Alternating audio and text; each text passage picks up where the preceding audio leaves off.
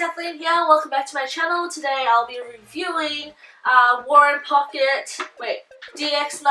and Pocket Supreme Leader Mightron. Taking a look at the box quickly, I am loving the G1 design. It looks really funky and cool and very retro. It's got the Decepticon purple, which is always a plus.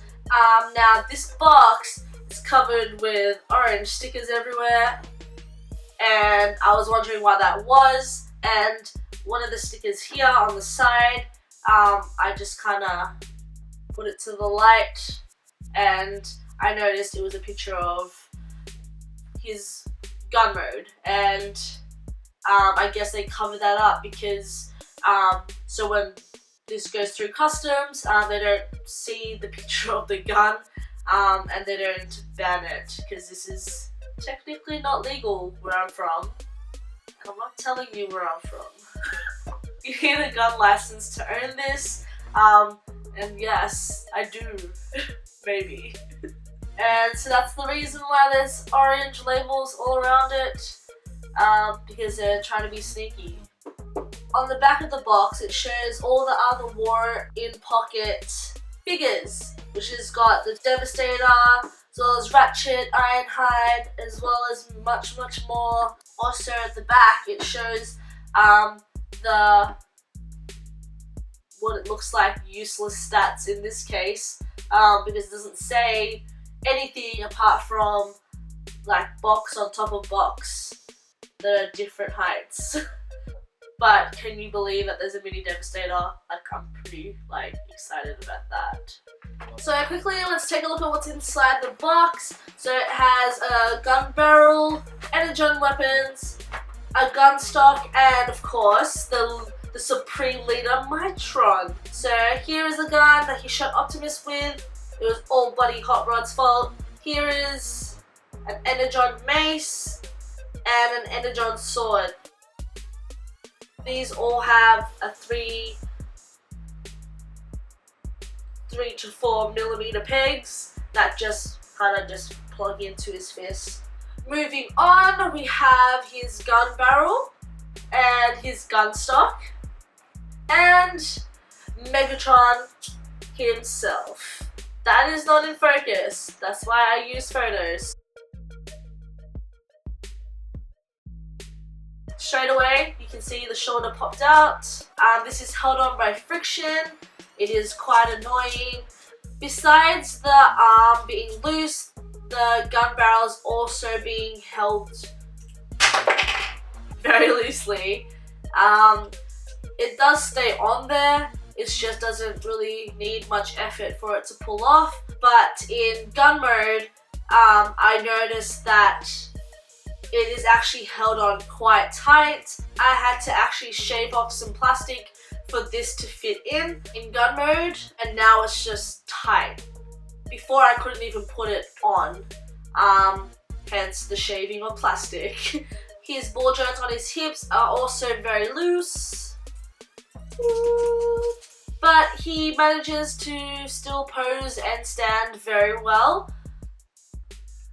Now looking at Megatron, it looks pretty cool. This is what G1 Megatron looked like. The paint job is great. He's got that Megatron silver with little touches of red, and of course his little blue, yellow, red little buttons on his torso there. He's got his iconic arm cannon and his barrel in the back. His back is very Ghibli, but what do you expect from such a little figure? Speaking of little figures, here is a comparison of Hasbro Legends. Now looking at articulation with this figure, the head's on a swivel. The shoulders are on a ball joint, but it is very limited in movement, so that's as much a lateral as you're gonna get. As a ball joint, it does go around forward and back.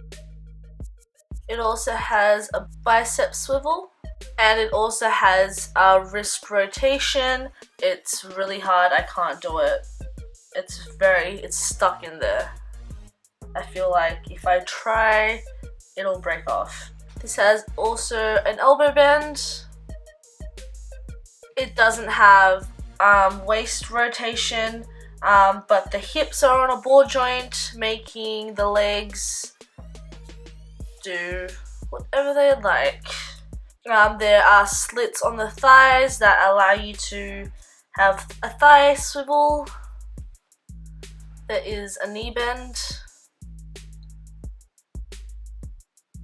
and a back and forward and everywhere you want it to go because it's on a ball joint ankle tilt. So let's take a look at the gun barrel and the stock. They do form a gun platform for Megatron. The scope is quite loose on here as well, but it still manages to sit there like it does on the arm. But that's what it looks like, and Megatron stands behind it like this, and he shoots. The exposed screws on this I think is quite ugly. I might just colour it in like a Gundam pen or something just to cover it up. Yeah, I'm not digging it. Now let's take a look at his gun mode, which doesn't exist in Australia. So here he is in gun mode. I know this doesn't really scale with the Legends figures, but it's still pretty damn awesome. So accurate to G1 Megatron, it's a welter something. So this is his basic gun mode, without the accessories, obviously. Now the transformation was actually quite simple, quite similar to Hegemon or Hegemon if you have it. There was actually some clearance issues with the arms where you had to do a lot of bending and bending actions to force it in. Now when you do press the trigger, it doesn't spring back, so you have to physically pull it back out. Now let's complete his gun mode by putting his accessories on. To start off with, we have his gun barrel, which just slips in to there. Now his scope sits on top. Remember what I said earlier in the video that I actually had to shave bits of plastic for this to fit on. Can't see it on the camera, but I'll show you a picture where I shaved it off. And now it's not super tight, but it fits on nice and snug, not wobbling around. Anyway, and we have the gun stock, and that slips into here. It is a very cool gun mode. Now that's it, guys, and I hope you enjoyed this review. If you enjoyed this review, please like this video. If you want to see more and you haven't yet, subscribe to my channel and be a part of the Klutter crew. And don't forget to follow me on my social media, which is Facebook, Instagram, Twitter. All the links are all here. And I also now have Snapchat if you want to follow my adventures and what I get up to. That is more behind the scenes. Yes, until next time. See you later, guys.